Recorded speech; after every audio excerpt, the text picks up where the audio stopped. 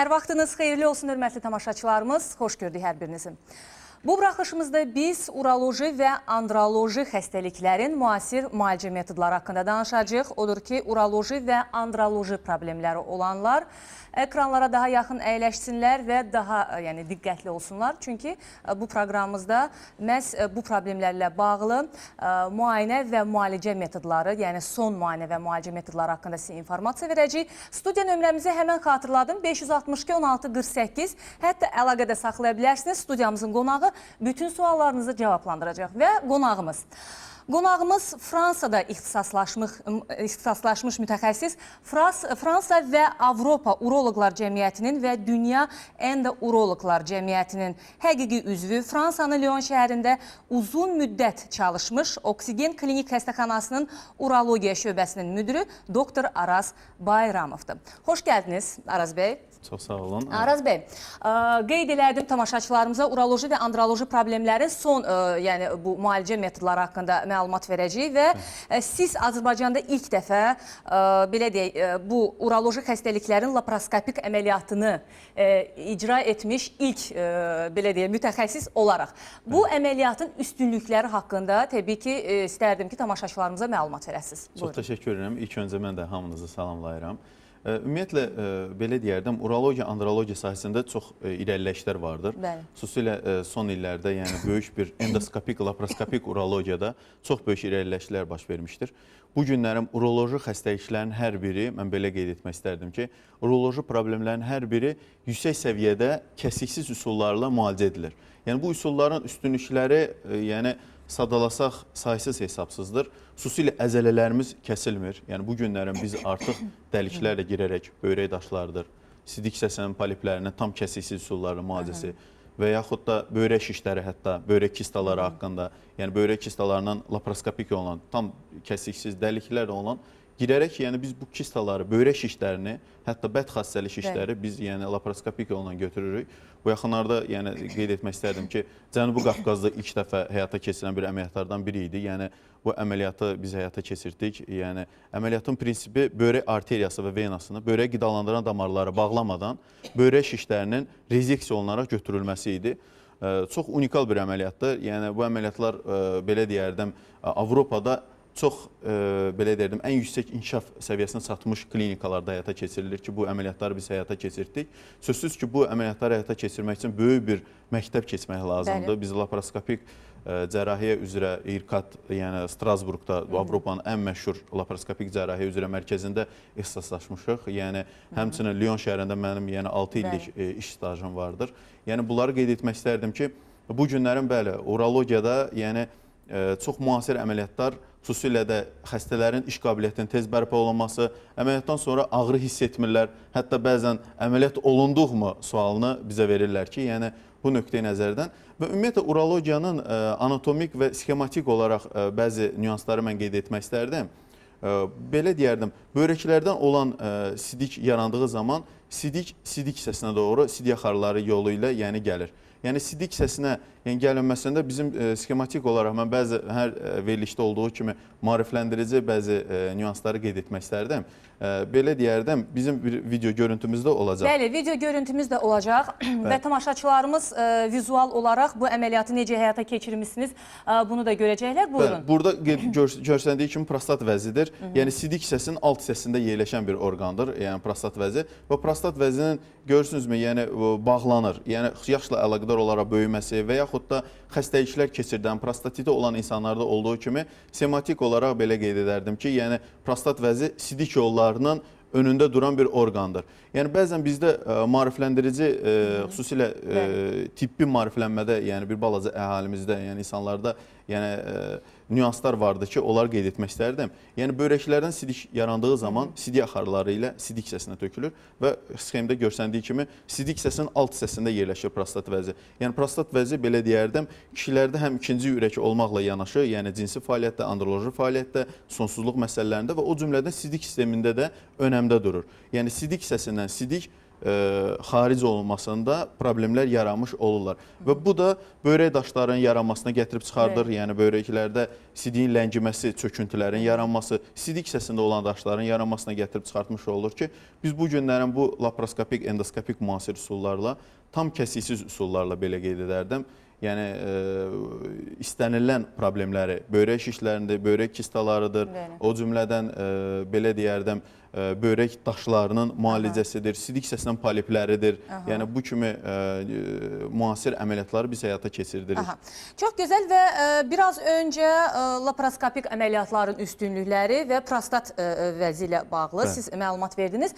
Azərbaycanda bilirik ki, kifayət qədər böyrək xəstəliklərindən əziyyət çəkən insanlar var, xüsusən də daş problemləri ilə bağlı və iri mərcənvari daşların aradan qaldırılmasından da mı bax bu üsuldan istifadə edirsiniz, yoxsa başqa bir üsuldan, hansı üsuldan edirsiniz? Yəni, çox gözəl vurğuladınız Vəfa xanım. Yəni açığı onu qeyd etmək istərdim ki, bu günlərim çox təəssüflər olsun ki, iri mərcənvari daşlar zamanında xəstələrimizin böyük əksəriyyətini açıq üsullarla əməliyyatlar hələ də həyata keçirilir. Yəni mərcənvari daşların müalicəsində biz artıq perkutan deyilən bir üsul vardır. Beldən dəliklə böyrəyə daxil olunur. Yəni bizim videomuz olacaq. Araz bəy, bax nəyə görə hələ də bax bu cür avantajları olan üstün, yəni əməliyyatları qoyub insanlar açıq cərrahiyyəyə üstünlük verir. Bu yəqin ki, onların bu əməliyyatlardan az informasiya əldə etməkləri və ya həkimlər bəlkə onlara yəni düzgün istiqamət vermirlər. Çünki axı bu əməliyyatlar daha rahatdır. Hər iki tərəf üçün əslində rahatdır. Əlbəttə, hər iki tərəf üçün rahatdır. Yəni onu qeyd edim ki, bu günlərim xüsusi treninqlər keçməklə bu müasir üsulları tətbiq etmək mümkündür. İnşallah bizim olsa gələcəkdə bu planlarımız vardır. Regionlarda da bu əməliyyatların həyata keçirilməsi üçün bəzi ixtisaslaşdırıcı kursları vermək, region şəhərlərində, xüsusilə regionlarda bu açıq üsullar həyata keçirilir. Yəni belə deyək, əslində Bakıda demək olar ki, dünyada tibbdə baş verən yeniliklər həmən gəlir. Bax siz yəni bir cərrah olaraq uroloji, androloji sahədə yenilikləri gətirirsiniz. Amma bölgələrimizdə də mütləq bunu siz aparmalısınız. Avropadan gətirirsiniz, bölgələrimizdə aparmalıyıq və buyurun, görüntümüzü də verək, bunu necə edirsiniz? Demək, ixtisaslaşdırıcı belə qeyd eləmək istərdim ki, yəni ixtisaslaşma ilə bu xüsusilə də yəni təcrübə tələb edir. Bizim bu günə kimi bu əməliyyatlardan 500-dən çox artıq bu üsullarla böyrək daşlarını biz əməliyyatlarını həyata keçirmişik. Hal-hazırda videomuz, yəni bax bu mərcənvari daşın aradan qaldırılmasıdır. Burada bəli, xüsusi texnika incəliklər vardır ki, yəni xəstələrin düzgün yerləşdirilməsidir, düzgün həyata keçirilməsidir. Əməliyyatın xüsusilə də cərrah anatomiyasını düzgün formada həyata keçirdiyi zaman heç bir qanama olmadan əməliyyatı həyata keçirmək mümkündür. Görüntüdə göründüyü kimi xüsusi bir funksiya ilə biz ilk dəfədən elə böyrək kasacıqlarına daxil oluruq. Xüsusilə də iri mərcənvari böyrək daşları zamanı. Və bu zaman belə deyərdim, genişləndirilərək, beldən olan nahiyədən genişləndirilərək və daxil olunur endoskopik alətlərlə böyrəyin içərisində. Gördüyünüz kimi daşlar yəni artıq bizim gözümüzün önündədir, böyüdülmüş şəkildə. Yəni böyrəyi tamamilə tutmuş bir daşdır bu görüntüdə gördüyümüz daşlar. Və bu daşları biz xüsusi alətlərimiz vardır. Yəni o alətə də xüsusilə mən vurğulamaq istərdim. Bu deyərdim ki, mən Azərbaycanda yeganə olaraq elə bizdə ən yüksək forması olan, xüsusilə də bu Litoklas şirkətinin olan avadanlığıdır ki, bu zaman biz gördüyünüz kimi daşları yəni sorulur, əzilərək sorulur və tamamilə alətin içərisindən çıxardılmağa ehtiyac olmur. Ehtiyac qalmır. Bəli, çıxardılmağa ehtiyac qalmır. Yəni alət gördüyünüz kimi hansı sürətdə. Biz hətta iri böyrəyi tamamilə tutmuş daşları bir saat müddətində əməliyyatı həyata keçirməyə bizə imkan verir bu avadanlığın üstünlüyü hesabına. Və digər bir nüans da vardır. Bəzən çox möhkəm daşlarda bu alətlə həyata keçirmədiyimiz zaman biz daşları parçalayaraq çıxardırıq. Yəni parçalanmış daşları gördüyünüz kimi görüntü şəklində, görüntü altında xüsusi bizdə pənslər vardır ki, yəni bu daşlar çıxardılır və bu daşlar da oksalat monohidratdır. Yəni çox möhkəm olan daşlardır. Hətta onun möhkəmliyi bizim üçün belə deyərdim, sərhəd qoymur. Yəni biz istənilən möhkəmlikdə olan bir daşları yəni çıxartmağa bizə imkan verir. Gördüyünüz kimi daşları parçalayırıq və parçalanmış hissəciklər şəklində bu daşlar çıxardılır və çıxardıldıqdan sonra da eyni ilə biz baxırıq ki, böyrəklər tam təmizlənib yoxsa yox. Yəni bunu da biz xüsusi vurğulayırıq. Eyni zamanda yəni müayinəsini də aparırsınız orada. Bəli, tamamilə doğru. Yəni və sonradan bəli, düzgün pəhriz formaları verilməlidir xəstələrə. Yəni onu da vurğulamaq istərdim ki, biz bütün xəstələrimizə pəhrizlərini veririk. Yəni pəhrizlər ciddi olaraq riayət etməkləri üçün, yəni biz pəhriz formalarını veririk. Yəni yenidən bir də əmələ gəlməsin deyə. Yenidən yaranmasın deyə və böyrəkləri görüntüdə göründüyü kimi tam təmizlənir. Burada uretral kateterdir, böyrək ləyənidir, aydın formada görsənir və əməliyyatın sonunda çox kiçik görürsünüz, dəlik formunda olan bir əməliyyatdır və əməliyyatın sonunda balaca bir örtüklə bitiririk əməliyyatımızı və daşları da tam olaraq çıxardırıq əməliyyatlar zamanı. Əslində, bəli, buyurun. Mərcanvari daşların, yəni açıq desəm, yəni daşların ölçüsü və möhkəmliyi bizim üçün bugün heç bir sərhəd qoymur. Yəni o artıq... Əslində elə bu sualı sizə vermək istəyirdim ki, Araz bəy, yəni hansı daşlar, yəni bilirəm ki, bu daşların da növləri var, mərcanvari və sair. Onların hamısı mı əməliyyata göstərişdir, yoxsa bəzilərini... Urat daşları gözəl vurğuladınız. Yəni urat daşları unutmaq lazım deyil ki, yəni yumşaq daşlardır. Biz bunları müalicə üsulları ilə müalicə edə bilirik. Bunun üçün də biz CD nümunə analizini verməliyik. Yəni xəstələr bəzən bizə müraciət edirlər. Bizim internet saytımızda vardır, Facebook səhifəmizdə vardır, tibbi səhifələrdən. Yəni suallar çox gəlir ki, bu daşları hansı müalicə edək və s. Daşın ilk öncə unutmaq lazım deyil ki, növünü aşkarlamaq lazımdır. Yəni daşın növünü CD nümunə analizi ilə biz aşkarlayırıq. Sonra o cümlədən qanda olan müəyyən analizlər vardır. Sidik tursun təyinidir, sonra tiroid hormonlar, paratiroid hormonlardır, kalsiumun təyinidir. Bunlara əsasən biz təyin edirik daş hansı növ daşdır və bundan sonra əlbəttə ki, ya müalicə və yaxud da bu endoskopik müasir üsullarla əməliyyatların ya əməliyyat, ya konservativ müalicə. Və tamaşaçımızdan belə bir sual gəlib. 3 millimetr səhv etmirəmsə, yoxsa 3 santimetr dedilər. Hə, 3 millimetr, santimetr çox böyük olar. 3 millimetrlik bir daş artıq sidik axarına düşüb. Amma bir ağır fiziki iş gördükdə ağrı verir. Yəni fəsadı nə ola bilər? Belə deyərdim, çox verilən suallardan biridir. Ümumiyyətlə, sidik axarına daş düşdüyü zaman biz onun elə ölçüsünə xüsusi fikir veririk. Amma ölçüsünü kompüter tomoqrafiya ilə təsdiqlənməlidir. Yəni bəzən ultrasəs müayinəsi ilə deyilir ölçülər, bu bəzən səhvlər ola bilir. Kompüter tomoqrafiyası mən xüsusi vurğulayım, yəni tamaşaçımız üçün. Yəni o ölçüsünün dəqiq olması üçün kompüter tomoqrafiya lazımdır. Edilməlidir. 7 mm-dən kiçik olan daşları biz konservativ sidik axarına düşən dərmanlarla müalicə edirik. Böyük əksəriyyət xəstələrdə, yəni 10-dan 8-də artıq özü spontan olaraq, yəni müalicə üsulu ilə yəni gəlib düşə bilir, o daşın özü düşə bilər. Amma 7 mm-dən böyük daşdırsa, burada artıq gözləmək düzgün deyil. Mən son, belə deyərdim, ayda 4 xəstəni əməliyyat etdim ki, 1 ildə artıq sidik axarında qalmış daş idi. Sidik axarı tamamilə irilənmiş idi. Yəni sidik axarı tamamilə zədələnmiş bir daş idi ki, bunu saxlamaq düzgün deyil. Mənə deyirlər ki, yəni tamaşaçımız qeyd edib ki, o daş düşübdür artıq 5-6 ayda, amma yəni ağrı var yenə. Bir fiziki iş gördükdə. Yəni bu normaldır, yoxsa orada... Əlbəttə ki, normal deyil. Yəni bu onu göstərir ki, sidik yollarında, xüsusilə sidik axarında darlıq vardır xəstəmizdə. Yəni sidik axarlarının darlığı olduğu zaman, bu zaman sidik axarında 3 mm hətta daş da ilişib qala bilər. Yəni sidik axarlarımızın eni təqribi deyərdim 7 mm ölçüsündə sayılır.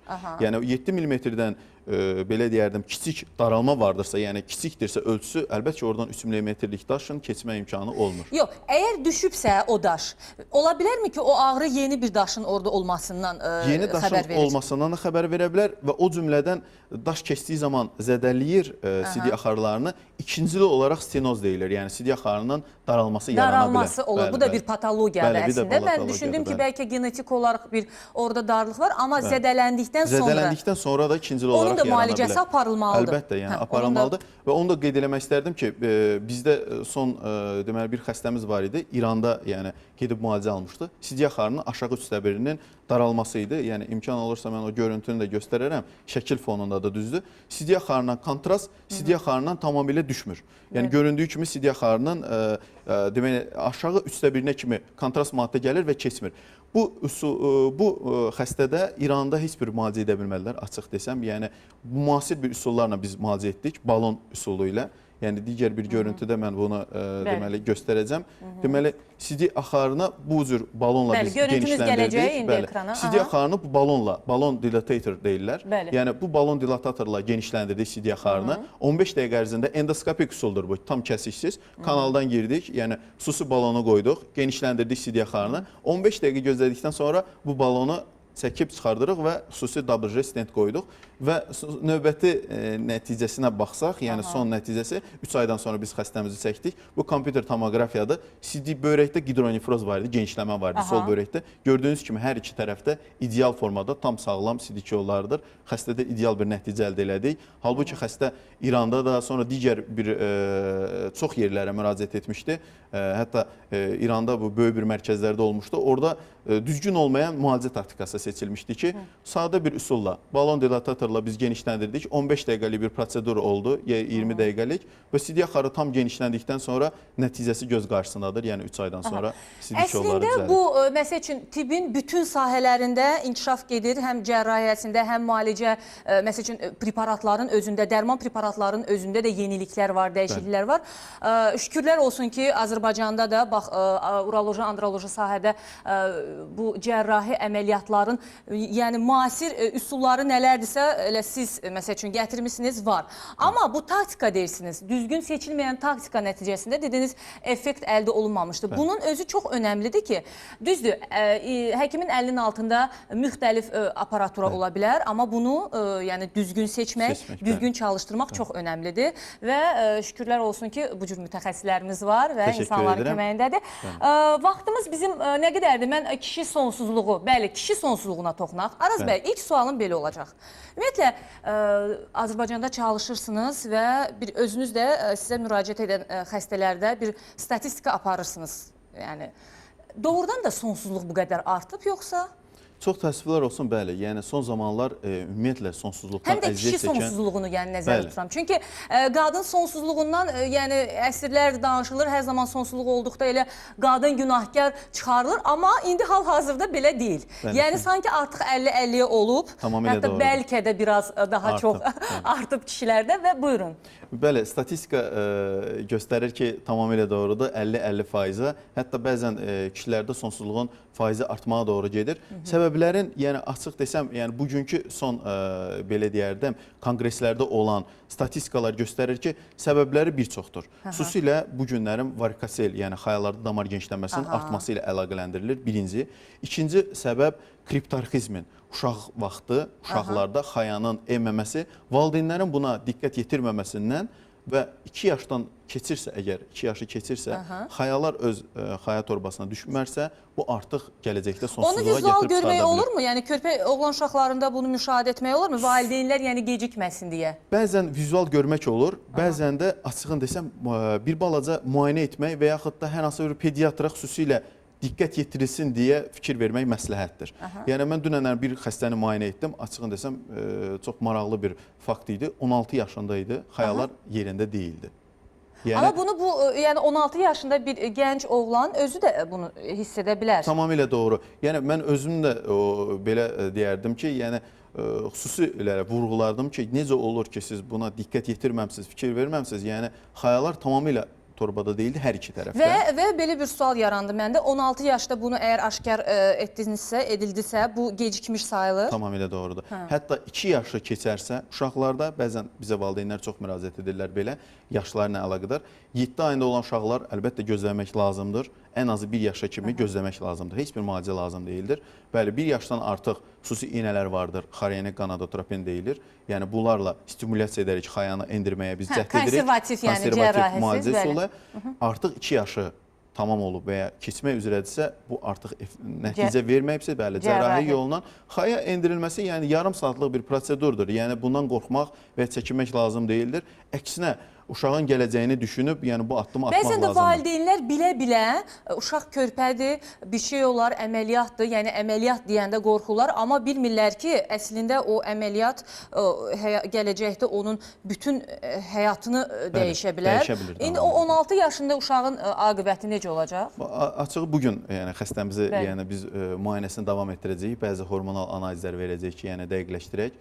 Yəni açığını desəm belə halda çox güman ki 95% halda yəni artıq sonsuzluqla nəticələnəcək. Çox Nə baş verir? O xayalar öz torbasına enmədikdə nə olur ki, yəni o proses maraqlıdır? Proses nədən ibarətdir? Ümumiyyətlə xayada spermanın yaranması üçün unutmaq lazım deyil. Allah Taala elə yaradıb ki, xaya torbasında bədəndən aralıdır. Yəni bədəndən aralı olduğuna görə orada olan temperatur daha aşağıdır.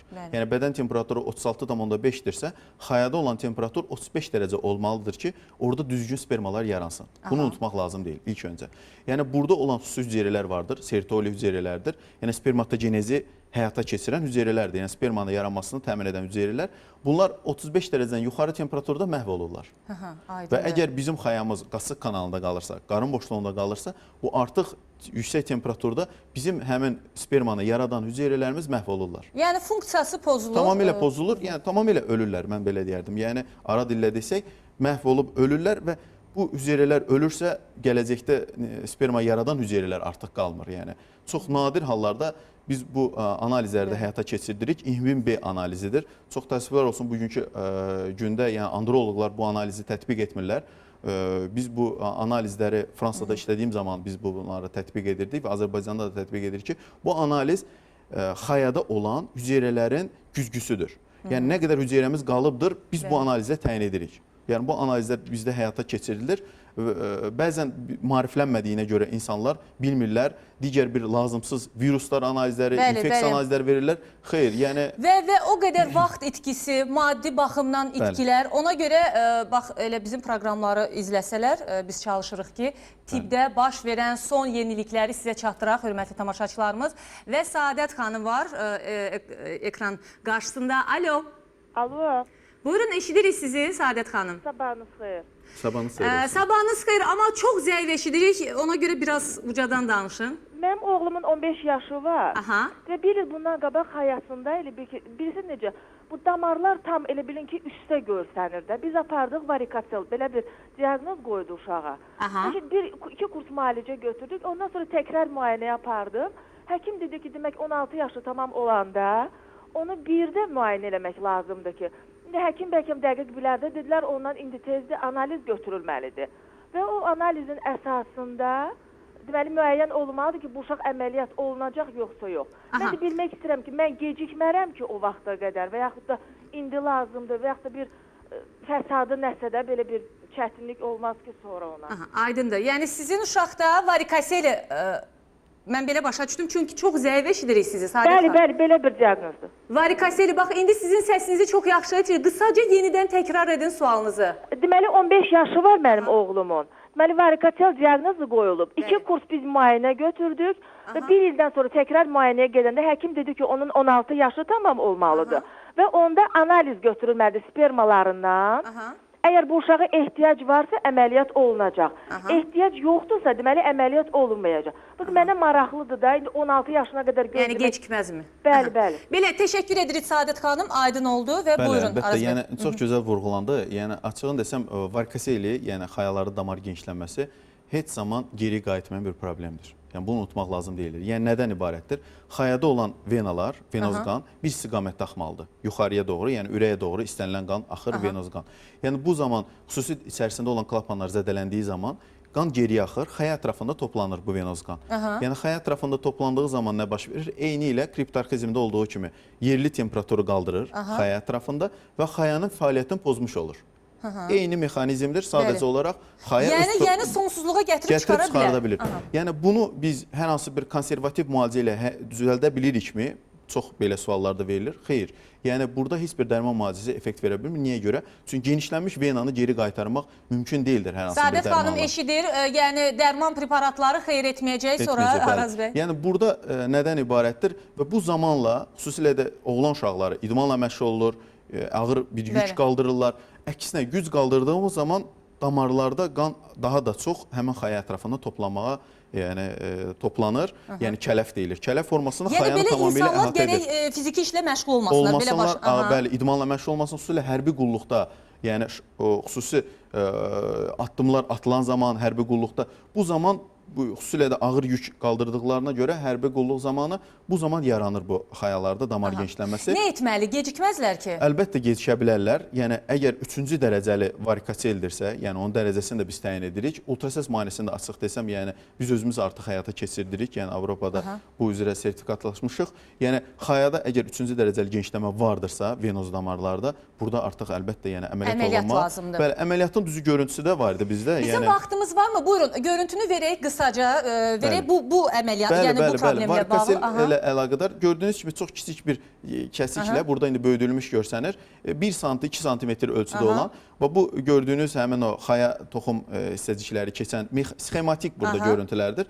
Yəni sxematik olaraq biz venalara bağlayırıq. Xüsusi toxum ciyəsi keçən kanaldan açılır.